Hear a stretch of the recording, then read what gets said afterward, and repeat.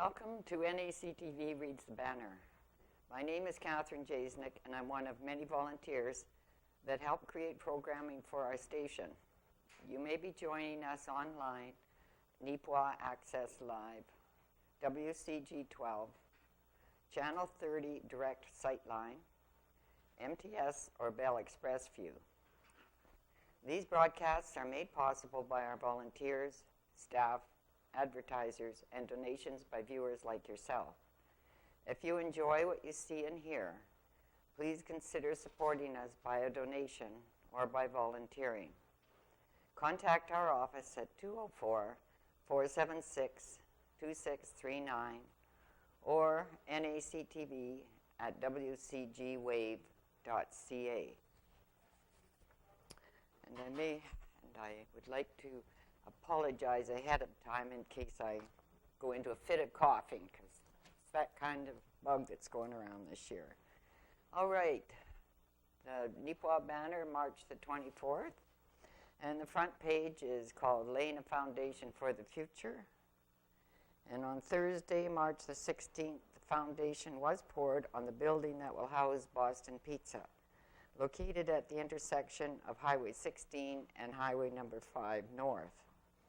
In November, the Neepawa Boston Pizza Investment Group announced that the restaurant is coming to the town in the near future.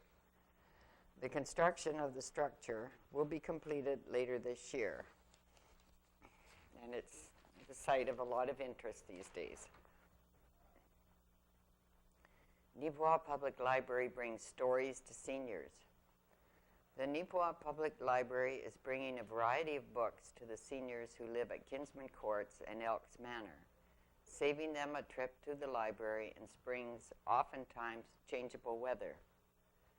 Debbie Unger, branch supervisor at the Neepawa Public Library, says that once a month, she and the library staff bring books that they think will interest the residents, allowing them to pick and choose which ones they'll read. The borrowers are required to have a library card, but Unger says signing up for one is easy. The program has been running for several years in Neepawa and is based on demand and inspired by helping seniors who love to read. The monthly visit from the library is an additional and important social connection for residents, not unlike a book club, where friends get together and talk about the books they have read and why they recommend a book or not, Unger explains. Apart from the social aspects of seniors connecting with their like-minded neighbors, we believe it's important to maintain connections to our borrowers by going to our patrons when we know they are unable to come to us. Unger says other branches in the Western Manitoba Regional Library offer similar programs, including Brandon's Book Shopper volunteers, who select books and deliver them to patrons based on the patrons' unique reading tastes. Once a month, they take books to patrons who are unable to leave their homes and pick up the previous month's delivery, so no books are ever overdue, Unger explains. This is a program that we're considering for Neepawa and the immediate area if residents are interested. All we need is a request to provide the services and to match the borrower with a volunteer or family member who can make the deliveries. Above all, Unger notes the library is in place to not just provide readers with books, magazines, and multimedia, but to also help them forge community connections. She says the library is looking at different options for expanding its services into other locations that show interest. That's an excellent idea. Reg and Andres, a return engagement. And it shows a picture of Reg Downey seated and Andrea Slenstead, who will be returning to Neepawa next month. Returning to Neepawa by popular demand on Monday, April 3rd, is the dynamic duo Reg Downey and Andrea Slenstead. Their concert last October was so well received that they have planned a return visit, this time at the Roxy Theatre. Folks who attended the October concert were heard to comment, "I felt so uplifted, and I didn't want it to end." Reg's musical career began back in the 70s at NACI, and over the years has taken many twists and turns. On one of those turns, as he was visiting Denmark, he came across a mightily talented pianist, Andreas Flensted. Over the last 17 years, they have worked together occasionally, and only during the last 3 years, they have both focused on touring extensively in Europe and songwriting. Earlier in his career, on a visit to Denmark with a choir, Reg met Eva, who later became his wife. They raised 4 children in Canada before returning to Denmark in 2014. On occasion, Reg performs with 2 of his daughters. Just recently, Reg and Andreas have been the focus of a documentary series on Norwegian TV, following their unique musical journey. The Roxy concert is being taped by a professional production company to produce a video of a live concert. In the works is a Christmas CD as well as music videos. For a taste of what they offer, follow them on Facebook and YouTube. The concert will offer a variety of powerful songs, both sacred and secular, as well as original material. It promises to be a light, delightful evening of piano and song. Helping them round out their concert, they have invited accomplished Carberry musicians Becky Nicolason, soprano, and her sister, Kate Blair, accompanist, to perform. Reg has also indicated that there will be some surprises to unveil during the show. Reg has an appealing stage presence, mixing jocular commentary with highly emotional renditions. Andreas, a master pianist, complements Reg in many ways. They are indeed a team, and their performance will not disappoint. Tickets will be available at the door for students at $10 and adults at $15. This all happens at the Roxy on Monday, April the 3rd at 7:30 p.m. Arden's spring celebration plans are underway.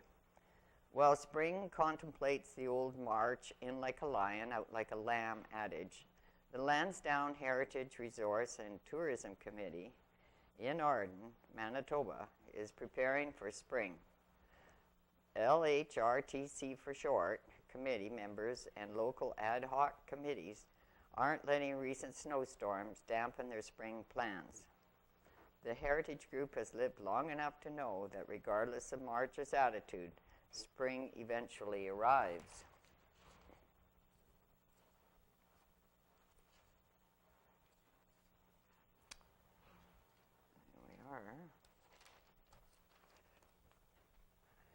As the self-proclaimed crocus capital of Canada, and some speculate maybe the world, Arden takes spring and its spectacular array of blooming crocus seriously. The Bloom and Crocus Draw is now underway. The draw invites participants to speculate about which day the first crocus will bloom. In these parts, everyone knows that the first day of spring is when the first crocus bloom is officially announced in Arden, regardless of what the official calendar says. Mother Nature and Arden are ironic that way. While the real flowers await the perfect blooming weather, a quilt boasts beautifully embroidered renditions of the prairie crocus flowers. Designed and created by a group of talented ladies, the quilt is being raffled off as part of the local fundraising efforts. Tickets are available from committee members and at upcoming events in Arden. Preparations for the 10th annual Crocus Photo Contest are also underway. Amateur photographers and crocus enthusiasts from across Manitoba and beyond participate in the annual event. Coordinated by John and Angie Dietz, contest details will soon be available at www.ardenmb.ca. The official fundraising kickoff for the year is the annual fundraising dinner and concert. The event will be held at the Arden Community Centre on Saturday, April the 8th, and the hall opens at 5:30 p.m. Roast beef dinner at 6 p.m. with entertainment to follow. The popular country blend are booked for the evening. Tickets are available from committee members and the Arden RM office. Advanced ticket purchases are recommended as this is often a sellout event. And they do have a picture of the quilt. It probably doesn't quite do it justice in here, but it looks quite beautiful anyway.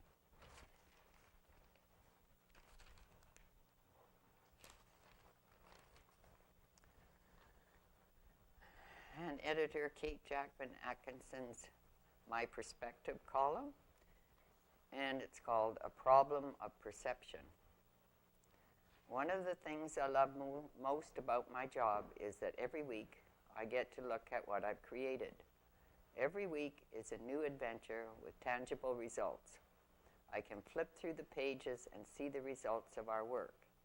If you've ever built something from scratch or made something broken work, you know the satisfaction that comes from the skilled trades. Not just that, but you also know how important they are. Despite the vital importance of skilled tradespeople to all facets of our lives and economy, there continues to be a shortage of young people entering a career in the trades. With boomers getting set to retire, shortages are expected in a number of areas. In Manitoba, there are 55 recognized trades with apprenticeship programs. These are formal arrangements in which a newcomer to the industry learns their trade by working with an experienced tradesperson. It's a system that dates back to the guilds of medieval Europe. Much the way universities and colleges award diplomas and degrees, a tradesperson earns formal certification, ending in a journeyperson certification through their apprenticeship program. In the past, trades were commonly associated with greasy rags and mindlessly swinging a hammer, but that doesn't really describe the bulk of skilled trades today.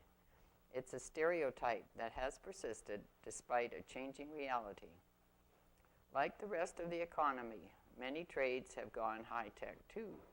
Many tradespeople make use of math, science, and computer skills. They use critical thinking to diagnose and solve problems.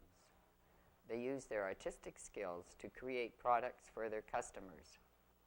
Many tradespeople are also small business owners. Additionally, the trades have something very attractive in today's world. The jobs are very insulated from the risk of automation or transfer offshore. Someone in Mexico can't fix your car. Someone in England can't cut your hair. And someone in China can't fix your house roof. The work must be done where people live. The same can't be said about many other jobs. The recognition that trades provide a meaningful and gainful employment path has led to a more focused approach in recruiting young Canadians.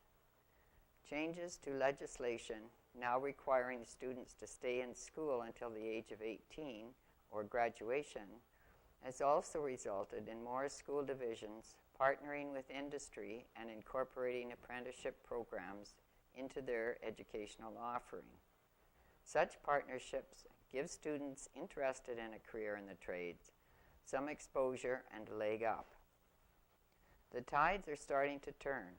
According to Statistics Canada data released in 2016, the number of apprentices in the country has been rising.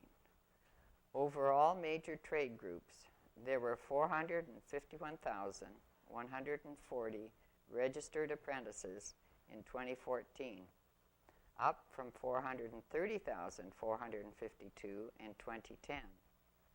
However, the overall trends hide variations within different industries.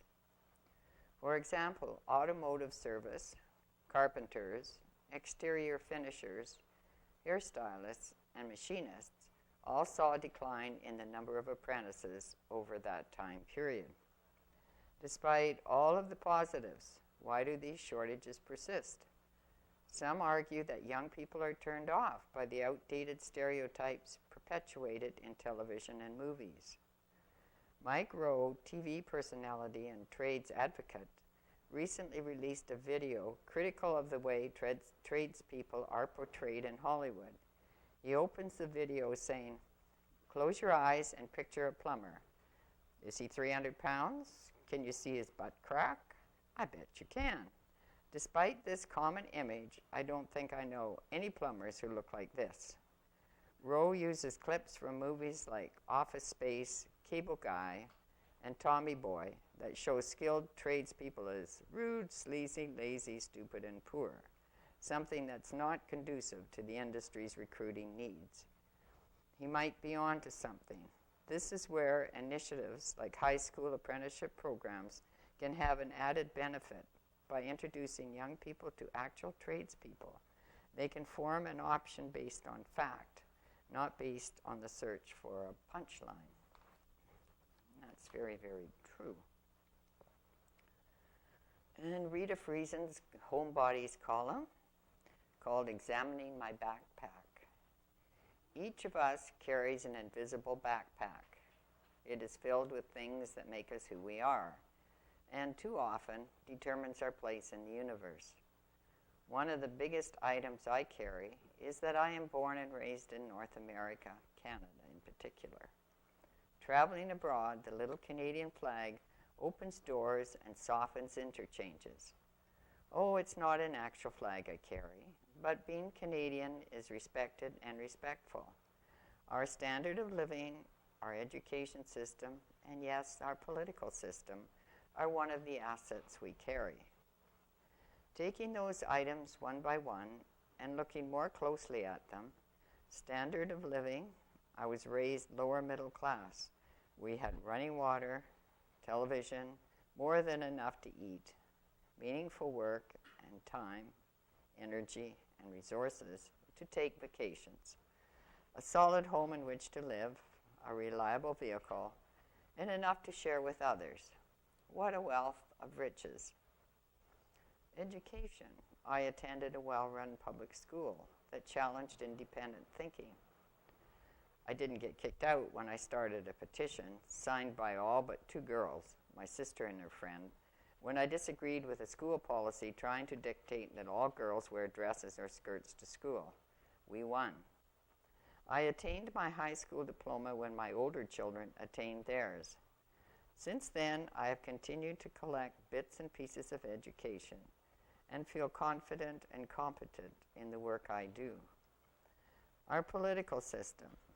I get to vote.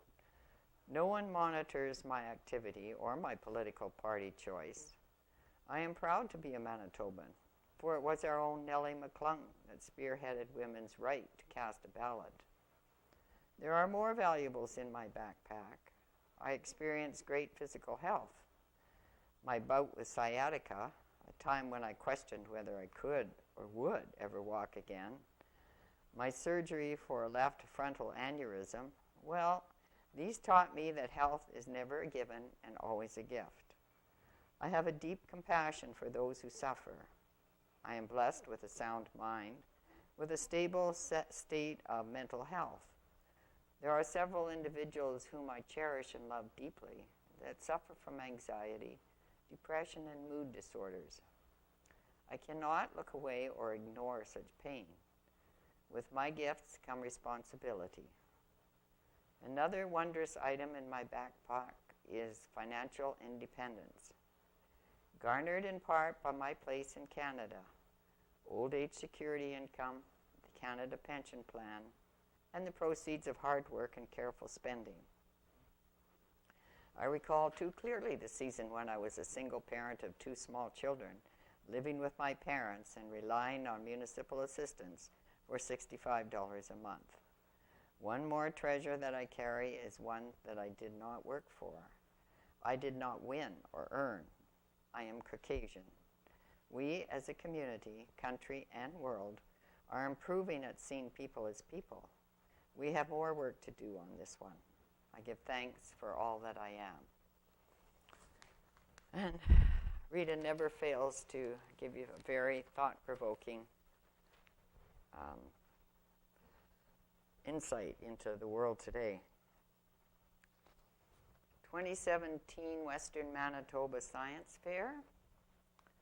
On Tuesday, March 14th, students from 4 schools across the Beautiful Plains School Division earned a chance to compete in the Western Manitoba Science Fair, held at the Keystone Centre in Brandon. In total, 560 students from across Western Manitoba between grades 1 and 12 competed. And the photo above left here, Emily May and Haley Dennis from Brookdale School were awarded gold medals in the grade 3 to 4 category for their project, What a Mess. Emily Hawken and Olivia Zucchi from Brookdale School were awarded silver medals in the grade 3 to 4 category for their project, Yuck, is that mold? And to the right, Shane Hofer and Caleb Woolman from Fairway Colony School were awarded gold medals in the grade 7 to 8 category, as well as the Healthy Lake Award for their project, Be Green, Keep Water Clean. They stand with Dr. Jervin Fearon, President and Vice Chancellor of Brandon University. All participants had a great day talking to judges, participating in Science Olympics, and meeting new friends. Congratulations to all who participated. And the Manitoba government launches online survey of CAP funding. The Manitoba government is seeking feedback about potential changes to the funding model of Keystone agricultural producers and is asking farmers and other stakeholders to complete an online survey to share their views. The current approach to funding our province's general farm organization is overly complex, inefficient, and unlike any other system in the country, said Agriculture Minister Ralph Eichler. Our government is committed to working with CAP and farmers across Manitoba to erase administrative burdens and reduce red tape for the industry. This feedback we collect through this online resource will be central in helping inform how our government can improve the process to fund membership in a far more efficient manner. The Manitoba government announced its plans to review the funding mechanism for CAP on January 17, while at Manitoba Ag Days in Brandon, as part of its goal to reduce red tape in the agricultural sector. Additional consultations are being held with CAP, commodity purchasers, and other stakeholders. The survey will be available online until March the 9th. So I guess that's already passed. Or you can mail it to the Manitoba Agricultural Boards, Commissions, and Legislations in Winnipeg. And just a reminder that every Friday at the Yellowhead Centre, starting March the 24th, is Chase the Ace, which is in support of the Neepawa Natives. 40% is added to the prize each week, and 10% of each night's sales as a consolation prize every week. After school program coming to HMK. The Town of Neepawa's Leisure Services Department is running a 6-week after-school program for children starting on April 21st that will focus on fun and physical fitness. Amanda Novak, Leisure Services Manager with the town, says a trained staff member from Sport Manitoba will be in attendance at the after-school program, which will run every Friday from 3:45 to 4:45 p.m. at Hazel M. Kellington Elementary School until May 26th. There will be organized games, which include all children in attendance, equipment to help the children learn the fundamentals of movement through play and more. Novak says it's very important that all children have physical fitness opportunities, even those whose parents or caregivers cannot afford to enroll them in organized activity, which is why, she says, the program is completely free. Canada, like many nations, is in the midst of an epidemic of obesity. There has been a dramatic increase in unhealthy weights in Canada. Childhood overweight and obesity has been rising steadily in Canada in recent decades, Novak attests, noting that obesity between children ages 2 to 17 years has increased from 15% to 26%, with increases highest among youths ages 12 to 17. Most adolescents do not outgrow this problem, she continues, and in fact, many continue to gain excess weight. If current trends continue, by 2040, up to 70% of adults aged 40 years will either be overweight or obese. Parents, Novak says, can do many things to increase the activity level of their children and make sure they keep fit. And it's not all about athletically talented. Kids can be fit even if they're not winning sports trophies, she attests. The key is finding activities they enjoy. The options are many, from inline skating and bike riding to tennis and swimming. When kids find an activity that's fun, they'll do it a lot, get better at it, feel accomplished, and want to do even more. Parents who wish to enroll their children in the after-school program can pick up a form from the town office or from Hazel M. Kellington's school. And local talent takes to the stage. The top photo on here is the choir guys that were singing at the local talent show from aid of NACTV. And the bottom one is Blair McLaughlin and Ron Nordstrom. The NACTV Showcase Committee is very thankful for the support we received. To date, a total of 8,310 has come in and is very much appreciated. We extend a heartfelt thank you to the businesses, service clubs, churches, and all those who gathered pledges for our 2017 Showcase of Talent and Fundraising effort. We experienced a couple of technical glitches on the night of the showcase, one of which was getting all the donors typed in to show on the screen. But we are working on getting that information on the replays of the showcase. This is a year of learning, and we ask you to bear with us. Nikki Miker is our new office manager, and she, along with the Neepawa Banner management staff, are doing a great job operating NACTV. But it's been an eye-opener. We greatly appreciated the fact that Ivan Trail and Debbie Stimkowski were there to help us the night of the showcase. Thank you to everyone who made the showcase possible. The MC, Amanda Nightingale, for stepping up to help us. Our camera people, stage director, Roxy pledge workers, and anyone else who helped out. Teamwork is what makes things happen. And the choir guys were chosen by the judges as the evening winners, and Blair McLaughlin and Ron Nordstrom collected the most pledges. I watched that, and I'm sure if anybody else watches that, they'd really enjoy that evening. And out of Helen's kitchen, Icelanders, Vinnar Tarda. While political conflict, underemployment, and poor treatment of rural farmers were the main motivations for immigrants coming from Iceland, they were also pushed to immigrate by volcanic activity and harsh weather conditions. Between 1870 and 1900, 25% of Icelanders left their homeland for the hope of a better life. The newcomers from Iceland went to establish a colony on the west shore of Lake Winnipeg called New Iceland. Clearing the land for cultivation, building homes, and fishing dominated the early life of the colony. Manitoba is home to the largest Icelandic community outside of that country. The women had a make-do spirit and adapted their recipes to their new circumstances. When I think Icelanders, I think Vinnar Tarda, but is ancient history back in Iceland. Some even consider the cake to be an essentially Canadian dessert. My friend Chris makes a wonderful Vinnar Tarda, so I am including her mother's recipe for the distinct dessert that appears with every special New Iceland occasion. And that is 1.5 cups of sugar, 1 cup butter, 3 eggs, half a cup milk, 1 teaspoon almond flavoring, 1.5 teaspoons cardamom, 3.5 cups of flour, 3 teaspoons of baking powder, and a pinch of salt.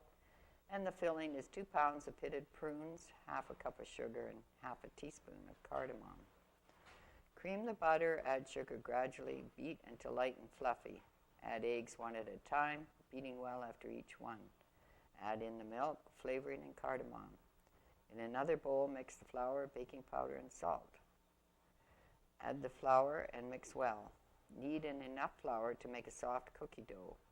Chill the dough for at least an hour.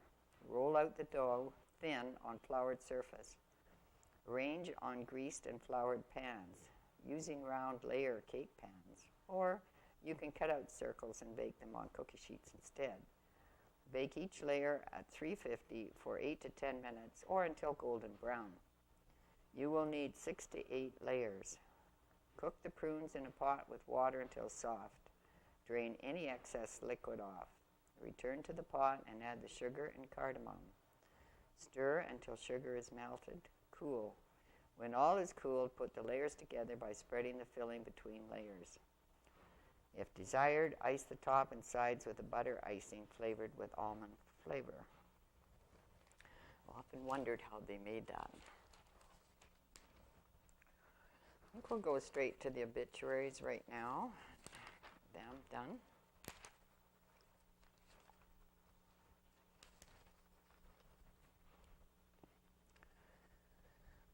Donna Fay Milne, nee Moore. Donna Milne passed away peacefully at the age of 76 after a lengthy illness on Thursday, March the 16th, with her family by her side at Neepawa Hospital. Donna was born on July the 10th, 1940, in Fillmore, Saskatchewan, and raised and educated in Regina. She nursed at Indian Head and Buffalo Narrows, Saskatchewan, and Deloraine, Manitoba, before coming to work in Gladstone in 1965. It was during a hospital staff Christmas party in 1966 that she met Wilmot Milne on a blind date. They were married on August the 1st, 1968, and moved out to the farm, where they raised their family of 4 girls. Donna was a wonderful cook, and one of her greatest joys in life was her family. She was heavily involved in her daughters' and grandchildren's lives and extracurricular activities, and enjoyed family gatherings. She loved playing games and cards and wasn't above putting her name on the calendar when she won Scrabble. She is survived by her loving husband of 48 years, Wilmot, her daughter Tanya, Rod, and children Jamie, Jesse, Nikki, Clay, Mandy, daughter Dana, Jeff, and Basil, daughter Jill, Chris, and Luke, daughter Sarah Jane, Ian. She is also survived and lovingly remembered by her sisters Bev, Cheryl, Lynn, and brother Doug. Donna was predeceased by her mother, Mabel Moore, and brother, Burville.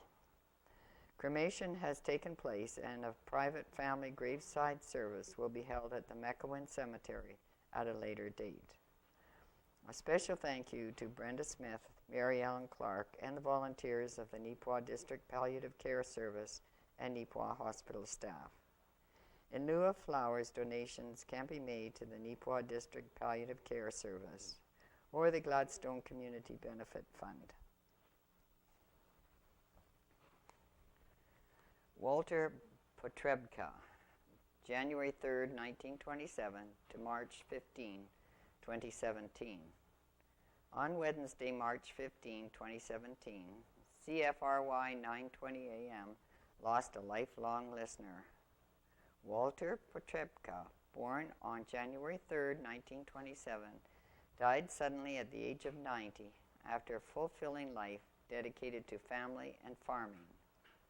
Walter leaves behind 9 children, 21 grandchildren, 14 great-grandchildren, and sisters Anne and Tara, Olga. He is preceded in death by his 2 brothers, John and Stephen, sister Marie, and his parents, Alex and Catherine. Walter was born on the family farm in Sunville and spent most of his life farming in the Glenella area. Walter also made a part-time home in Winnipeg so his children could attend school there. He later retired on a farm in St. Francois Xavier, where his large family enjoyed gatherings, hunting, exploring, and gardening. Walter spent his last few years enjoying his time with his new friends at Sturgeon Creek 2 retirement residence in Winnipeg. Walter took pride in teaching his family about farming and ensuring that we would never forget his favorite stories. In his later years, he shared his wisdom in the garden, offering tips on planting potatoes, growing mile-high corn, and playing music to the wild animals so they were too busy dancing to bother eating anything that he was growing. A memorial service was held on Monday, March the 20th at 10 a.m. at Chapel Lawn Funeral Home, Portage Avenue, followed by a short reception.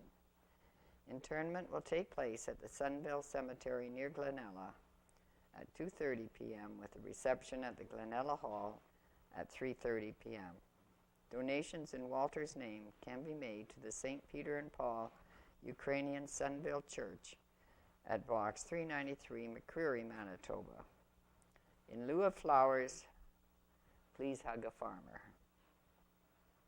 For those who wish to sign the online guest book, please visit our website at www.chapellawn.ca. Margaret Ellen McGorman, April 8, 1919 to March 3, 2017. With heavy hearts, we announce the passing of Margaret McGorman. She was the younger of two daughters of John and Margaret Miller of the Salisbury district. She went to the Salisbury and Neepawa schools until she was 17. Her mother died in 1936, and she looked after the household and learned to cook and can from there on. She married Gordon McGorman in 1941. 3 sons were born. The first son, born in 1942, died shortly after birth. Ron in 1943 and Brian in 1950. Margaret was president of Salisbury Social Club for many years. A get-together once a month for ladies who wanted to join. There had been as many as 18 members. They raised money for charities in Neepawa Hospital. She was a member of the United Church until it closed. She had played the organ for many years. She belonged to the UCW and helped with many fall suppers. She was a member of the Neepawa Agricultural Society for many years. She baked and took many prizes at the Kelwood and Neepawa fairs. At home, everyone who visited was invited for coffee and a tray of dainties.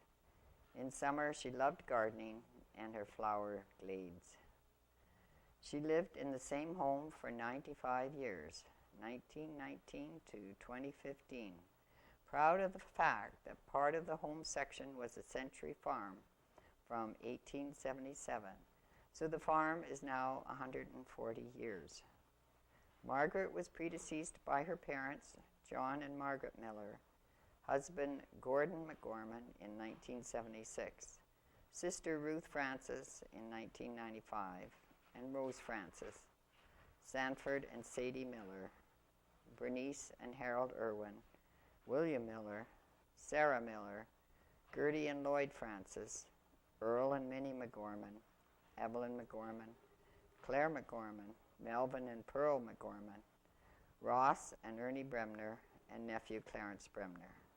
She is survived by sons Ron and Brian and many nieces and nephews. Thank you to Country Meadows and nursing staff of F Wing. In lieu of flowers, friends may donate to a charity of their choice. The funeral will be held at a later date. Farron Christopher Unger.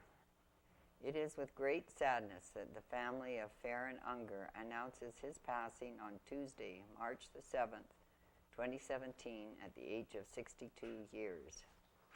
Farron was born on January 28, 1955, in St. Rose, Manitoba, to parents Edwin and Christine Fleming Unger.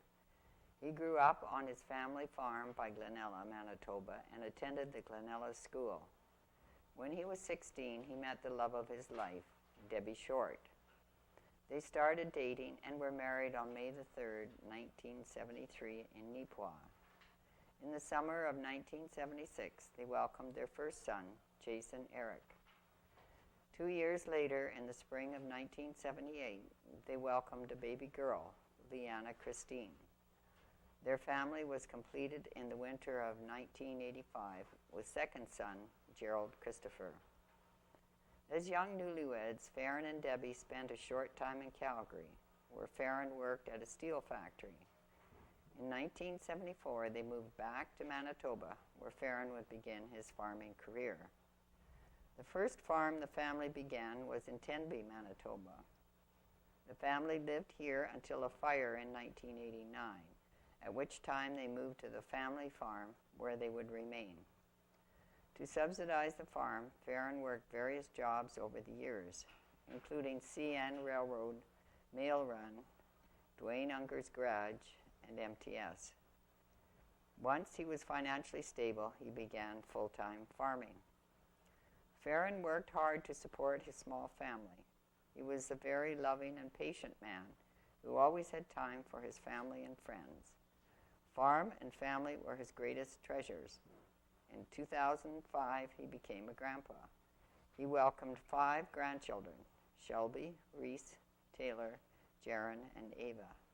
Nothing made him happier than to be able to teach and pass on his love of farming to his children and grandchildren, whom he was very proud of. Farron spent his life surrounded by family and friends and doing what he loved. He was an amazing son, brother, husband, father, grandfather, uncle, neighbor, and friend. He was loved by everyone who had the pleasure of meeting him. Farron lived his life in a way that was to be proud of. His remaining days were spent on the farm, working side by side with his son Gerald and daughter Leanna, doing what he loves. Farron is survived by his loving wife of 44 years, Debbie, son Jason, Mary, with children Shelby, Taylor, and Jaron, daughter Leanna, Curtis, with children Reese and Ava, son Gerald, sister Terry, Marty, with children Derek, Holly, Krista, Jace, and Jessica, Mike, sister Judy, Joe, with children Jewel, Maddie, Lexi, Colin, and Joey, sister-in-law Debbie, nephew Darren, and niece Tanya. He was predeceased by his infant brother Morris, mother Christine, brother Dwayne, and father Edwin. Memorial service was held on Tuesday, March 14, 2017 at 4 p.m. at the Glenella Community Hall. In lieu of flowers, donations may be made to the Heart and Stroke Foundation or charity of one's choice. And those are the obituaries.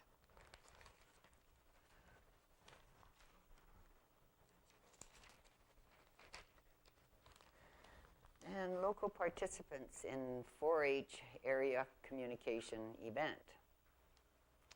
19 4-H members from 6 different 4-H clubs gathered in McGregor Collegiate on Saturday, March 11th to compete in the Central Plains communication event. They were supported by about 75 parents, grandparents, other family and friends who listened and watched these very confident and capable young people who ranged in age from 7 through 16 years.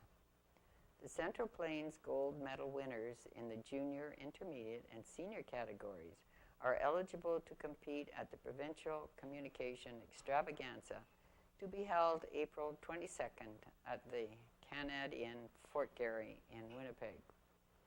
The 6 4-H clubs represented at the Central Plains Communication Day were St. Claude Home Ec, Gainsborough Combined, Gladstone Handiworkers, Austin Blazing Saddles, Happy Rock Horseshoes, and Sydney Beef. 7 other clubs in the area did not send speakers this year. 6 judges from Gladstone, Holland, Portage-la-Prairie, Treeherne, and Rathwell commented on the confidence and enthusiasm of those who competed in the speeches and visual presentations. It made judging a pleasure. These young people demonstrated that they are indeed learning to do by doing and are well on their way to being leaders who use their head, heart, health, and hands for better living in their clubs, their communities, and our country. Clayton Robbins, Manitoba 4-H Council Executive Director, complimented the participants before speaking briefly about 2 Canada 150 projects for 4-H members. Clubs will soon have information about these. a cooking and an art competition. Robbins also presented certificates to all participants and gold medals to 7 winners.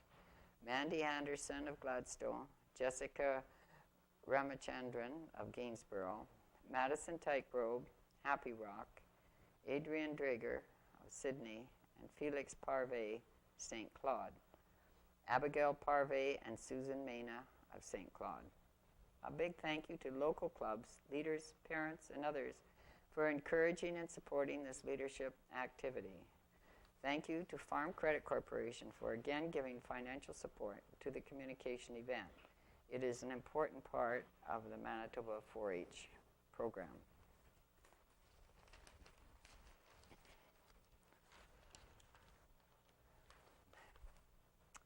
And new logo for Little Sharks. On March 17, Early Learning Neepawa unveiled the new logo of the Little Sharks Early Learning Center. The logo contest for the new daycare center was won by Charlie Strelzik of Neepawa. Strelzik also won a $50 cash prize, courtesy of Leslie's Aesthetics. And I don't know whether you can see her design or not, but it is very, very attractive. And Pistons take the series in 6th.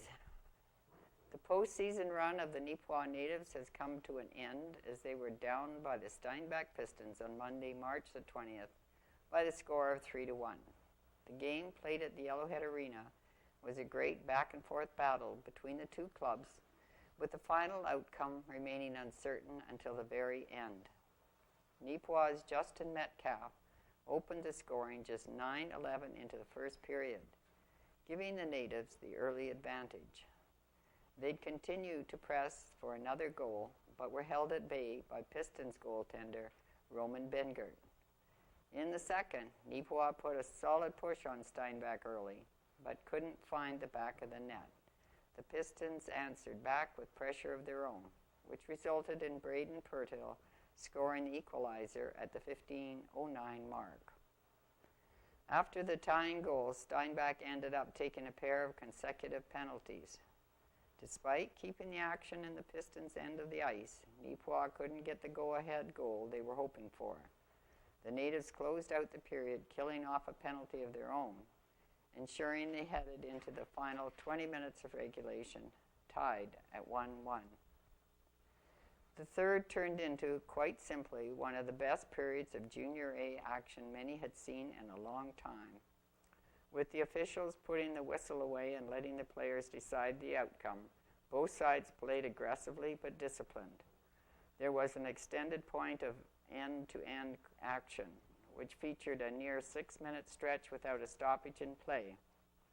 With 6:58 left in the third, Bradley Schoonbear secured his third goal of the playoffs, giving Steinbach their first lead of the night.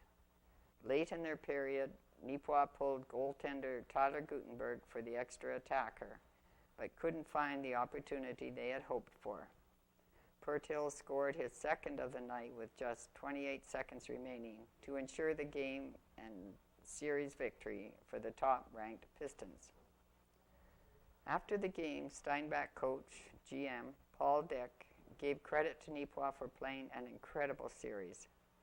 We played the natives here near the end of the regular season. We lost 3-1, and that was a tough game for us. It was probably one of the toughest games we played in our final 10 to 12 games. We knew they were playing extremely well. Neepawa was the hottest team going into the playoffs, playing with a lot of confidence. As the series wore on, it became very evident that the players had bought into what the coaching staff was telling them. They gave us everything we could handle, noted Dick. Natives head coach Dustin Howden said, though the final result is disappointing for the players, it's still something they should be proud of. I can't say enough positives about the guys in the dressing room. A lot of character guys. They worked hard and represented this team and this community in a first-class manner. We felt that this year was a step in the right direction for this team. It's something that should provide confidence for the returning players for next season, noted Howden. Kudos to Steinbach. They're the top team in the MJHL for a reason. They played a great series. Neepawa Natives team president Ken Waddell expressed respect for the team's efforts throughout the season. He also gave credit to players and staff, as well as a thank you to the volunteers and fans. With the win, the Steinbach Pistons move on to face the 5th-ranked Portage Terriers, while the 2nd-seeded Winkler Flyers will challenge the OCN Blizzard, the MJHL's 3rd-ranked club.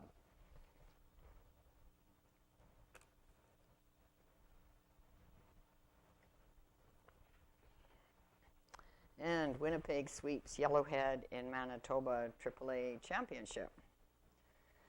The Yellowhead Chiefs' quest for a AAA championship has come to a sudden end as they were dealt a 3-game sweep by the top-ranked Winnipeg Wild.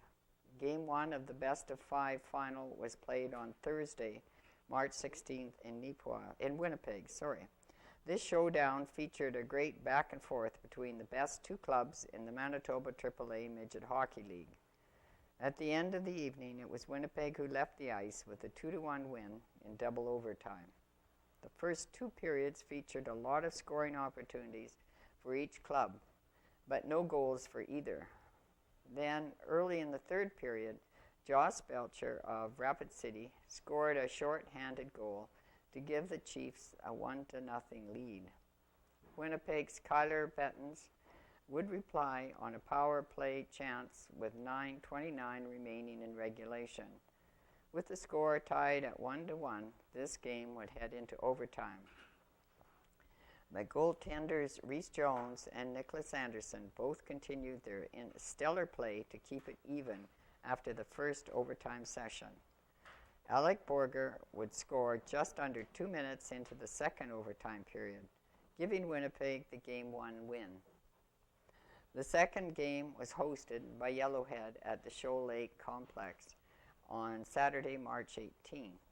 On that night, it was Winnipeg who left the ice with a decisive 4-1 win.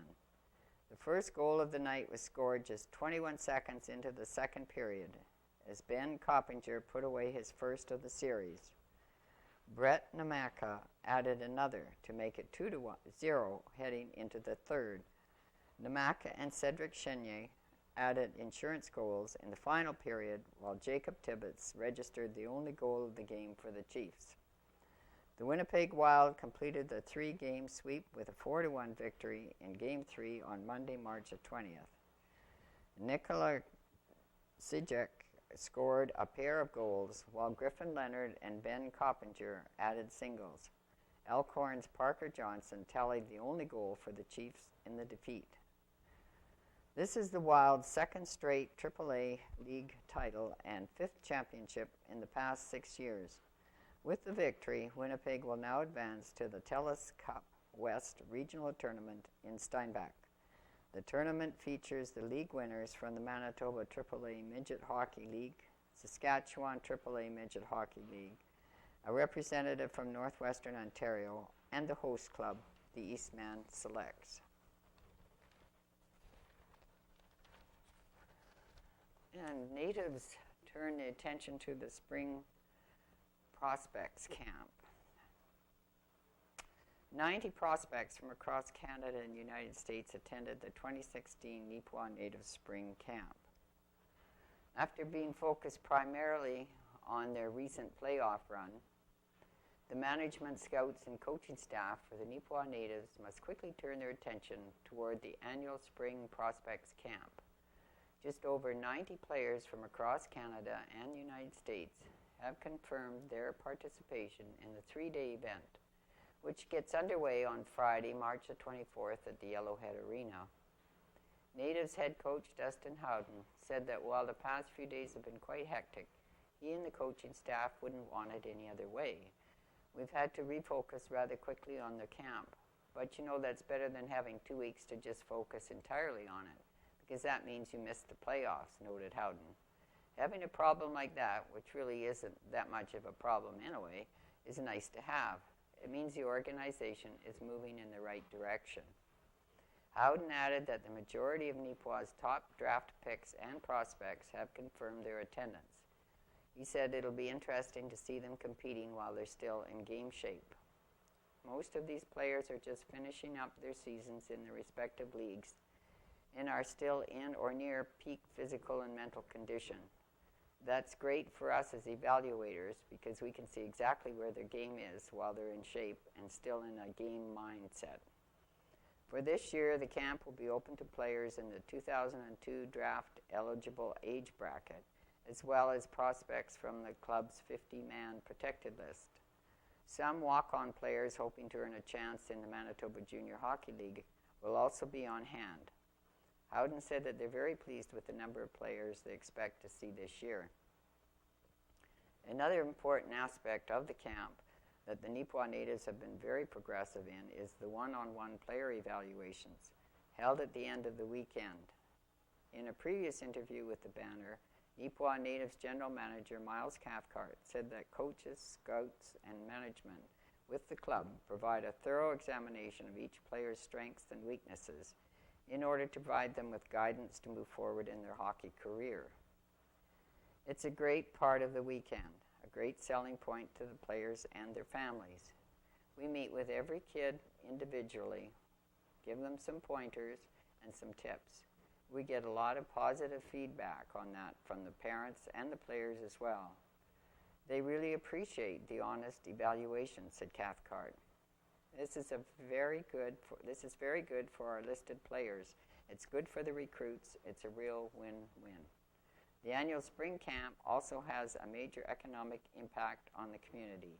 Each year, the team conducts a survey of attending players and families to find out just how much money they spend in local businesses during the weekend. The survey found that, on average, a total of $23,378 is spent every year by the attendees for accommodations, meals, and local shopping in Neepawa. In-person registrations will occur in the morning of March 24th at the Yellowhead Arena, with the first on-ice session quickly to follow. All the practice sessions and games are open to the public at no cost. The Neepawa Native Spring Camp will run until Sunday, March the 26th. And some of the good bowling scores are ladies high single and triple, Vivian Oswald, 252 and 582, and men's high single, Jim King, 236, with men's high triple, Frank Parada at 616. Very nice. Special Olympics bowling of March 17, ladies high single and double, Tanya Scott at 134 and 268, and men's high single and double, Keith Jacobson at 181 and 319. And the Killarney Shamrocks take Game 1 in the THHL final. The Killarney Shamrocks have opened up the Tiger Hills Hockey League's championship series with a dominant 7-2 win over the Carberry Plainsmen. This win gives the defending league champions a 1-0 lead in the best-of-5 final. Daniel Stagg and Aubrey Cuthbert each scored a pair of goals apiece for the Shamrocks, while Braden Cuthbert registered a goal and assist. Keaton Turner and Brett Kitt scored for Carberry in the loss. Game 2 of the series was played on Wednesday, March 22nd in Carberry, which was after the Banner publication deadline, while Game 3 will be played in Killarney on Friday, March the 24th. So there's actually quite a bit going on March the 24th around the community, it seems. And I think we've just about completed it. The February Heart and Stroke campaign, it's come and gone, and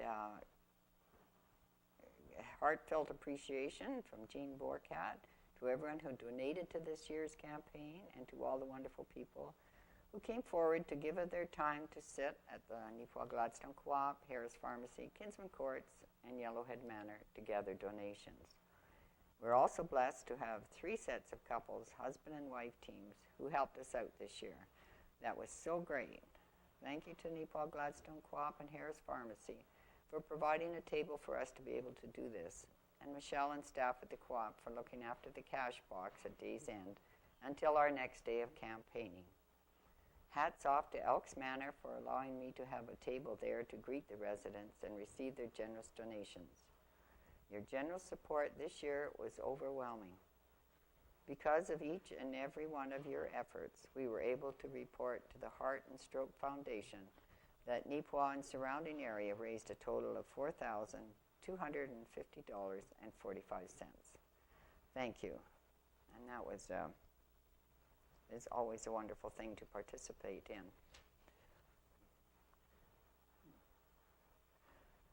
The House is passing a motion in favor of the 4-H. The MLA for Dauphin is pleased that a private member's resolution, which urges the provincial government to continue to recognize the value of 4-H programs in Manitoba, was passed unanimously today in the legislature.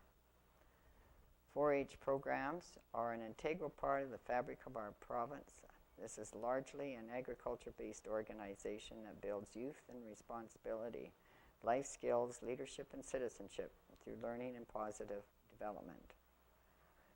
The resolution calls upon the Legislative Assembly to urge the provincial government to continue to recognize the value of 4-H programs in Manitoba by encouraging schools to establish guidelines and standards that would enable educational accreditation of 4-H agricultural programs. 4-H, which stands for Head, Heart, Hands and Health, is an international youth and volunteer organization. Its Canadian movement started in Roland, Manitoba in 1913. The organization's clubs remain strong in this province, driven by thousands of members and volunteers, and a strong partnership with Manitoba agriculture. Agriculture is a foundation of the Manitoba economy and is vital to all Manitobans. The next generation of farmers and leaders in the agriculture industry should be trained and educated here in Manitoba. Agriculture represents the greatest and broadest opportunity to grow our province with potentially the largest positive social impact we can provide to Manitobans. And that is the Neepawa banner today. Thank you very much for listening. Hopefully you'll turn in next week, and until then, have a good day. Thank you.